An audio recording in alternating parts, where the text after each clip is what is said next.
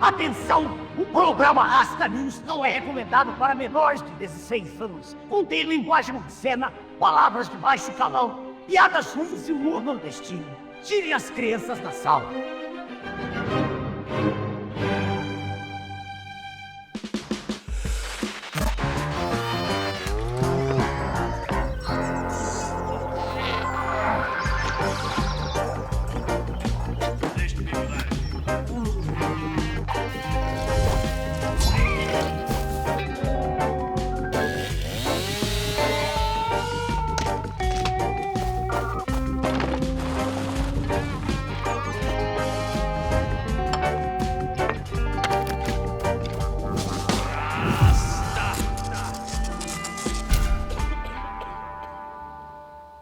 Boa noite, embaixadores. Boa noite, raças e rachas. Sejam bem-vindos a mais um Rasta News, o seu jornal semanal isento de notícias.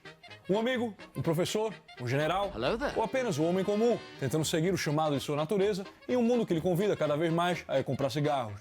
No Rasta News de hoje, falaremos sobre o dia desta figura cada vez mais ausente e cuja falta tem gerado o crescimento da histeria coletiva e da trozoba do poder do Leviatã que se oferece para ser quem cria. No Rasta News de hoje, Dia dos Pais. Porra, meu irmão, Dia dos Pais, vai, porra, saudade do meu velho pai, velho Rochedo. Teve 10 filhos e um vagabundo. Meu pai era a exceção ao ditado, casa de ferreiro e espeto de pau, porque o velho era ginecologista e obstetra, meu irmão, 10 filhos, eita. Ainda me lembro dos nossos memoráveis Dias dos Pais. Pô, o velho detestava isso, meu irmão. Era uma data capitalista, de consumo, em que se presenteia o cara com o dinheiro que vem dele mesmo. O que é engraçado é que meu pai enxergava isso em relação ao Dia dos Pais, mas não quanto aos direitos do tal Estado democráticozinho, em que tudo é gratuito, só que você paga esse direito e o salário do nobre funcionário público que vai garantir este direito. O Estado é assim, meu amigo, nenhuma generosidade vai sem um belo salário. Bom, antes fossem os nossos direitos como o Dia dos Pais e bastasse o cara dar o seu cartão de crédito para a esposa para ela pagar o plano de saúde da escola dos filhos, né? Mesmo que ela se aproveitasse ali para passar no cabeleireiro e comprar uma bolsa e um par de sapatos, ainda assim não ficaria tão caro quanto ter que alimentar a barriga do Zé Borrão, funcionário público, né? Mas apesar das pinceladas ranzinhas que o meu pai dava acerca do Dia dos Pais, porra, era um dia onde a gente fazia coisas que ele gostava de fazer junto comigo. Porra, meu irmão, a gente acordava no sábado às 5 da manhã, meu irmão. A gente ia lá pra Feira do Cordeiro, perto da Rua da Lama ali, para comprar o nosso passatempo preferido, de pai e filho, caranguejo. Eu sei que o Dia dos Pais era no domingo, mas a gente comprava no sábado, porque ninguém tirava meu pai de casa no domingo, meu amigo. Pense no velho para detestar sair de casa no domingo. Então, no caminho ali, normalmente meu pai me mostrava as ruas da cidade e dizia para mim, meu filho, isso aqui era todo mangue. Relembrando a infância dele lá nos anos 30 e 40, quando com os meus tios Abílio, João e até Alberto, eles iam pescar caranguejo e nadar nos canais da cidade. Em uma época em que a espeluncação imobiliária ainda não tinha tomado conta do Recife, né, meu irmão? Aqueles espigão, Moura do B, Queiroz Galvão, parece tudo umas CPU de computador, meu amigo. De maneira que naquela época do meu pai não era tão evidente o fato, hoje tão flagrante e horrivelmente flagrante, de que as pessoas cagam no mar. As pessoas cagam no mar! Meu pai era um amante do Recife, da zona do Cais do Porto, Bar do 28, restaurante Leite. Pô, meu irmão, tem uma história do meu pai que ele tava bêbado uma vez, na época que ele fazia faculdade de medicina, lá na velha faculdade de medicina ali no Derby, né? E ele tinha passado uma noitada, ele não tinha como voltar pra casa. Aí o vigia do museu que tinha lá perto do bar tinha uma cama que acho que Dom Pedro tinha dormido naquela cama e tal. E aí ele deixava o meu pai de porre dormir na cama de Dom Pedro. É, meu amigo, boas histórias. Mas apesar de tudo isso, o que o meu pai realmente amava no Recife, de maneira bem zelosa, era a sua flora, com quanto intestinal, e a sua fauna. Pô, a gente ia comprar caranguejo, né? E meu pai sempre usava esse truque aqui. Ele chegava pro vendedor e perguntava se ele tinha caranguejo fêmea. E obviamente já vinha logo um cara, né, que se prontificava ali a oferecer fêmeas ovadas, né? Ele, claro, doutor, tem aqui, ó, tem umas fêmeas ovadinhas aqui, bem gordas. Meu amigo, o cara tomava um sermão do cacete, era repreendido. Porque segundo meu pai, ao vender uma fêmea ovada, eram milhões de caranguejinhos a menos e mais machos brigando entre si por fêmeas naquela gadeagem artrópode da Manguetown. Irmão, eu ficava com uma vergonha danada, porra. O cara só queria vender os caranguejos. Meu pai, não, porque o território de Harém. Mas aí a vergonha passava quando a gente voltava pra casa com uns 5, 6, às vezes 8 colas de caranguejo, tudo amarrado ali naquela palha de coqueiro. Daquelas com 5 caranguejos cada, meu amigo. Daí era uma alegria. Minha madrinha santa mulher de Nazaré da Mata, reza por mim todo dia para que eu arrume um emprego, a bichinha. Ela ajudava ali a limpar os bichos e ferver. O caranguejo lá em casa era simples, meu irmão. Era um caldeirão com água e sal e foi. E daí era uma grande alegria de sentar à mesa lá fora, na qual o meu pai me ensinou a prática de deixar a parte mais gratificante sempre por último. Grande lição que tem gente que fica pagando caro para aprender de coach quântico hoje em dia, né? Então, ao comer um caranguejo, eu começava pelos olhos. Sim, meu amigo, eles são crocantes, assim, salgadinhos, delicioso. Depois eu abria a cabeça, na verdade o cefalotórax, né? E misturava ali aquela farinhazinha com limãozinho para comer aquela laminha deliciosa. E então eu ia às patas. E aí eu começava das patinhas menores, me certificar que tinha comido tudo, meu irmão. E aí chegava na hora da patola. E aí com uma martelada só, uma por segmento aqui, ó. Era pum, abria. A patola, meu amigo, é a grande estrela da arte de comer um caranguejo. E assim eu fui crescendo, jovem mancebo na cidade do Recife, com a certeza de que, com quanto evidente que meu pai me deixaria relativamente cedo para a morte, afinal a gente tinha uma diferença ali de 56 anos, né, meu irmão? Durante o nosso tempo junto, havia alguém ali com quem eu pudesse contar, imitar e aprender. Embora 10 filhos com 4 mulheres diferentes seja uma extravagância que eu deixo aí pra ele, né? Porra, 4 mulheres. Gado demais. E em todo este tempo, eu pude aprender lições que passaram o teste do tempo. De maneira que dificilmente eu ficaria desorientado em demasia, até porque, em Recife, é fácil perceber a verdade universal de que mesmo que você jogue merda na água, ela boia. Uma coisa particular dessa época é que eram pouquíssimos os meus colegas de classe que eram filhos de casais divorciados. E eu não era exceção. Meu pai ficou com a minha mãe até a morte dele em 2006, né? Irmão, o velho ia me buscar no colégio, aí a galera dizia: ei, João, teu avô tá aqui. Eu digo: é meu avô não, pô. É meu pai, filho de rapariga. Meu avô morreu em 39. Foi quando eu me mudei para os Estados Unidos, em 2010, que aquele que era um fato considerado por mim quase como um dado da realidade, como o ar que eu respiro, se mostrou não tão garantido assim.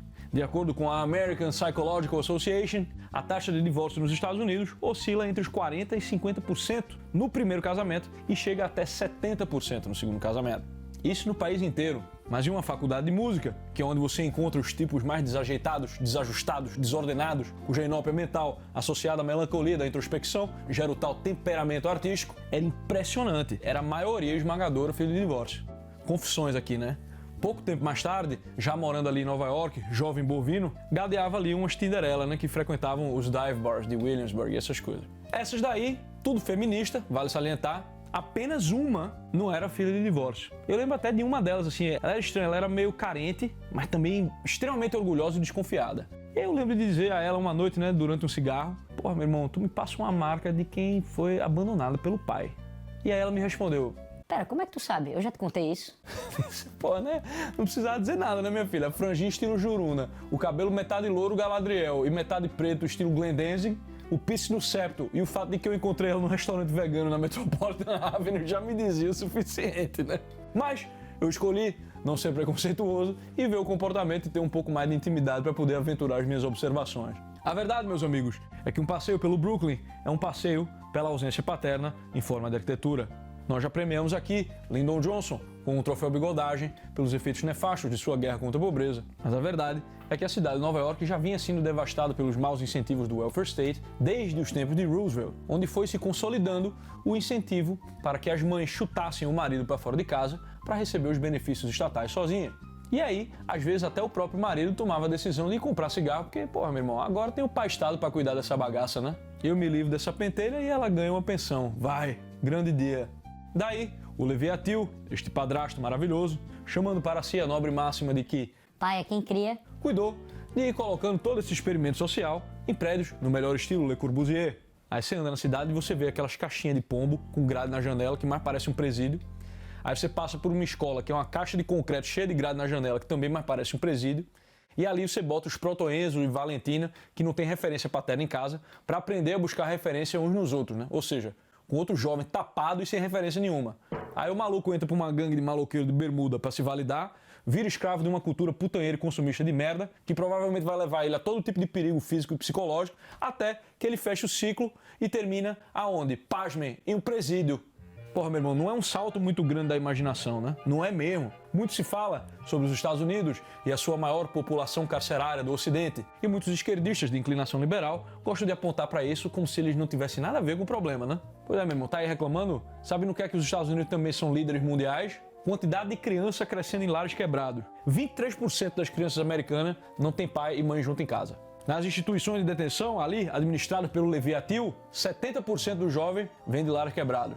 A ausência de pai, meu amigo, é uma das correlações mais robustas que tem quando você analisa comportamento violento em homens. E a coisa não para por aí, né? Suicídio, maior em gente que vem de lar quebrado. Abuso de droga, lares quebrados. Tráfico de drogas, lares quebrados. Masculinista que paga pau pra clube da luta, lares quebrados. Tributo a Guns N' Roses, lares quebrados. Rapariga espiritual postando frases de Rupi Kaur. Bom, essa aí se não vier de um lar quebrado, se o pai vê a filha postando uma coisa dessa, ele sai e vira fumante na hora, né? Sai pra comprar um pacote de cigarro e nunca mais volta. Pelo amor de Deus, eu vou até fumar um aqui. Pelo meu Cristo. Ah, o sagrado feminino. Ah, minha filha chegar com um negócio desse em casa, meu amigo, eu vou chorar no banho, assim. Chorar com o cigarro aceso. Triste. Porra, meu irmão, inclusive tem um meme muito bom de uma menina postando, né? Eu sinceramente acho casais heterossexuais algo muito fora da realidade. Sei lá, quando eu lembro que eles existem, eu fico, como é que uma mulher está com um homem conscientemente? Daí foram fuçar o perfil da jovenzinha e, para surpresa de ninguém, um ano antes tava lá o motivo. Eu só queria ter um pai presente. Eita. É de cair o chapéu. É, minha filha. Essas tuas ideias aí são uma consequência pouco surpreendente e bastante previsível. Como eu também poderia prever que uma grávida de 9 meses em breve terá um filho e será mãe, ou que um adulto que compra uma cadeira de gamer em breve terá um chifre e será migtal. É tudo muito previsível. O ponto, rastas e rastas, é que muitos dos cestros que hoje desfilam por toda a América, travestidos de um alardear de virtude através de uma constante indignação, podem muito bem ser rastreados à crescente falta de um pai. Tido como uma figura opressiva e escrota, o homem do sexo masculino está cada dia menos em voga. Ele já não é tendência. Agora, ele é culpado por todos os males do mundo, culpado pela mudança climática, a guerra, a desigualdade do meu pau e o fio-fio pro rabo de saia na rua. O homem moderno é um tipo por vezes desconstruído e certamente descontinuado. Um Fiat Tempra que busca se afirmar em um mundo que lhe diz não, agora lutando desorientadamente por um talvez. Desde os tempos mais primórdios, o homem podia olhar ali por seu pai, por seu avô, e notar ali coisas que eles fizeram de certo e buscar repeti-las de acordo com suas circunstâncias atuais e, com a graça do bom Deus, evitar os seus erros sem esquecer de honrar-lhes, como exorta o mandamento. Mas como é que ele vai fazer isso se todo o patrimônio dele é uma usurpação, um roubo, um ultraje de uma sociedade que só o que trouxe foi a opressão, a poluição e a extinção da humanidade? Órfão e bovino, o homem moderno, já reduzido apenas à sua causa material, que especialistas afirmam ser apenas 1% diferente do macaco, responde a esta contumélia desvairada de algumas maneiras igualmente símias. A mais mequetrefe e chorona é a do esquerdo macho feminista desconstruídos, o famoso Simplício, que deseja a destruição da sociedade patriarcal através do sexo grupal que nos levará à maravilhosa e pacífica sociedade dos macacos bonobo, que deseja exaltar o sagrado feminino que foi perdido pela opressão eclesial, fazendo isso, retratando o sagrado feminino pelado, em preto e branco, em alguma sacada no centro de São Paulo.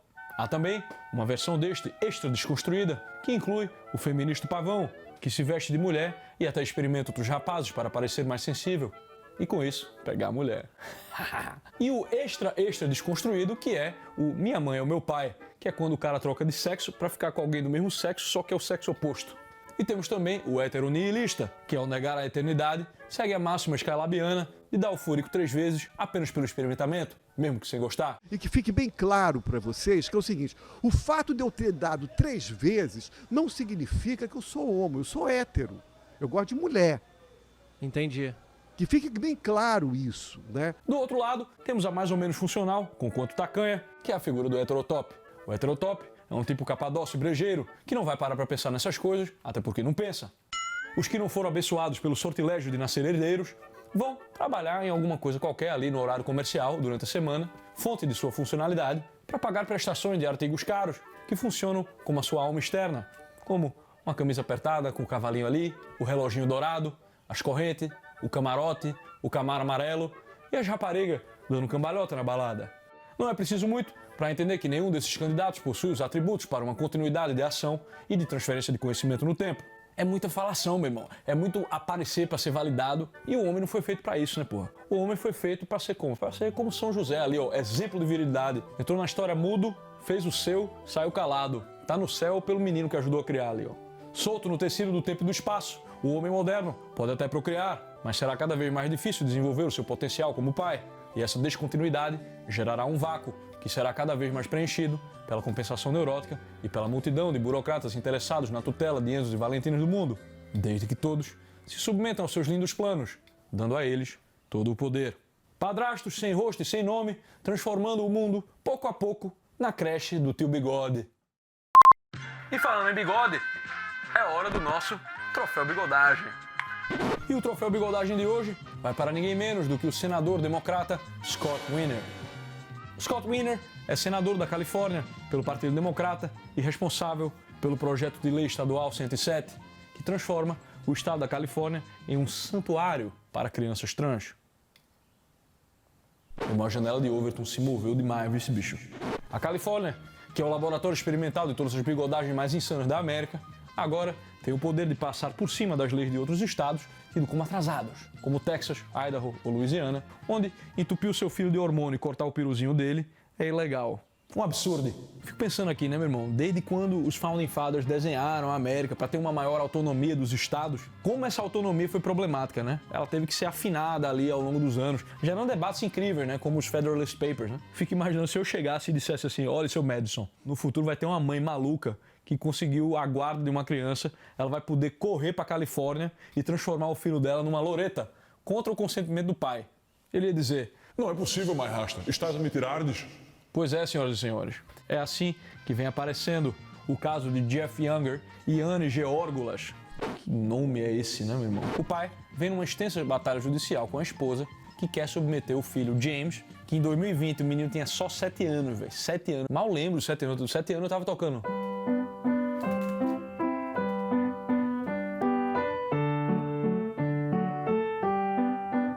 Tá ligado? Em 2020, essa rapariga já queria submeter o menino para terapia hormonal para transição de gênero. E a gente já sabe, né? Lei fica ali do lado da mãe, né? Pro pai é teorema de Leonardo, né? Você tem 6 filhos, de 6 mulheres diferentes, e assim, sempre é presente, sempre um pai que nunca se envolveu em nenhum escândalo, tipo, pensão atrasada. Não teve isso. Não Qual teve. é a receita disso?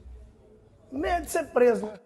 A mãe havia ganhado uma batalha judicial em outubro de 2019 que permitia que a terapia fosse administrada, mas uma juíza em Dallas decidiu que o pai também tinha que estar de acordo. Não precisa um juiz decidir ou o nível de insanidade que tá o negócio, pô. Entretanto, em 2021, como é de costume nas leis antipais que encontramos na América, a guarda passou a ser da mãe novamente. Esta hoje vive na Califórnia com um menino que foi avaliado por médicos e especialistas e aconselhado a usar vestido. Hoje atende pelo nome de Luna, provavelmente em homenagem à mãe lunática, né? Independente de qualquer ordem que agora possa vir do Texas quanto à legalidade do uso de bloqueadores hormonais na criança, a nova lei californiana a protege de qualquer supina que possa ser emitido lá no Texas. E assim, temos mais um caso em que um pai perde o seu direito de dizer algo sobre uma das coisas mais drásticas que pode acontecer com o desenvolvimento de um ser humano. Scott Wiener será responsabilizado por isso? Jamais, né? Ele vai ser aplaudido ali pela galera do amor e continuará aprovando novas leis absurdas. Afinal, num estado onde furto de $900 já não é mais um crime, mas um crime que se identifica como contravenção, um menino chamado Luna não é de se espantar, né? Merece aqui o troféu Alienação Parental de Bigodagem. Rasta, devo me casar com um cara mais novo e que beija homem porque vivemos momentos bons? Olha, minha filha, depois o vídeo dele tá aí no Zap beijando o brother no dia do casamento de vocês e vocês não sabem por quê, né? Rasta, minha esposa sempre distorce o que eu falo. Vivo calado. Seria essa a melhor solução? Olha, meu filho, ela vai distorcer o silêncio também. Rasta, como honrar pai e mãe? Olha, meu irmão, só de você não culpar eles pelas suas coisas e não sair falando mal deles por aí, independentemente do que eles possam ter feito, já é meio caminho andado.